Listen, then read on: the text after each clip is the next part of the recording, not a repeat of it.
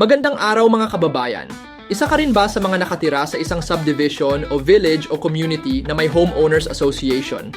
Napansin mo na ba na taon-taon kayong sinisingil ng monthly dues pero tila wala namang malinaw na paliwanag kung saan napupunta ang perang yan? Alam mo ba na karapatan mo bilang homeowner na malaman at humingi ng detalyadong audit report ng lahat ng kita at gastos ng inyong homeowners association? Ayon sa batas, ang Republic Act No. 99904 o ang Magna Carta for Homeowners and Homeowners Associations, obligado ang mga homeowners association officers, lalo na ang presidente, na maglabas ng taunang financial report na may malinaw na breakdown tulad ng mga sumusunod. Una, gaano karaming pera ang pumasok. Pangalawa, saan ito ginamit. Pangatlo, magkano ang ginastos sa bawat proyekto. At pang-apat ay kung saan napunta ang natitirang pondo. Ang mga homeowners ay may karapatang humingi at mag-inspect ng mga dokumentong ito.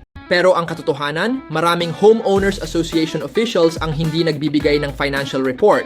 At sa ilang komunidad, parang sekreto ng mga nasa pwesto ang takbo ng pondo. Kaya kung hindi ito ginagawa ng inyong homeowners association president o board, may magagawa kayo. 1. Gumawa ng formal written request para sa audit report. Gumawa ng formal letter of request para sa copy ng pinakahuling audited financial report. Idiretso ito sa president o sa board of directors. Ipadala sa opisina ng homeowners association at magpa-receive ng kopya bilang patunay na tinanggap ito. And do, mangolekta ng pirma mula sa iba pang homeowners. Kung hindi tumugon ang homeowners association president o officers sa iyong request sa loob ng makatuwirang panahon, halimbawa 15 to 30 days, maaari nang mangalap ng pirma ng mga kapwa homeowners. Ayon sa batas, kung higit 25% ng miyembro ng homeowners ang pumirma, pwedeng magpatawag ng Special General Assembly o magpanukala ng aksyon para igiit ang transparency. Ang petition letter ay dapat malinaw sa layunin, humihingi ng full audit report at nanawagan ng accountability sa mga opisyal. 3. Magreklamo sa Department of Human Settlements and Urban Development, DHSUD, ang ahensyang nangangasiwa sa lahat ng homeowners association sa bansa.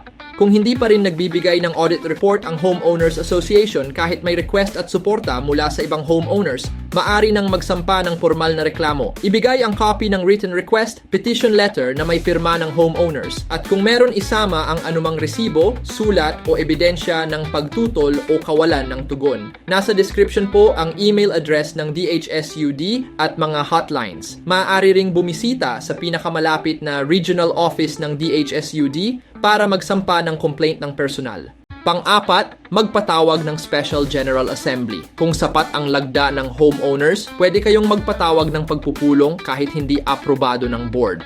Sa pagpupulong na ito, maaaring talakayin ang paglabag sa transparency, mungkahing resolusyon para obligahin ang homeowners association officers na magpaliwanag o posibleng pagpa-impeach kung may sapat na basehan. Ang malaking problema ay hindi lang ang kawalan ng report, kundi ang kawalang interes ng karamihan sa homeowners na bantayan ang kanilang sariling komunidad. Ang Homeowners Association, HOA, ay parang maliit na gobyerno. Kung hindi ito binabantayan, maaaring magkaroon ng overpricing sa projects, ghost expenses, at favoritism sa bidding. At sa bandang huli, ikaw, tayong lahat, ang nagbabayad para sa mga desisyong yan.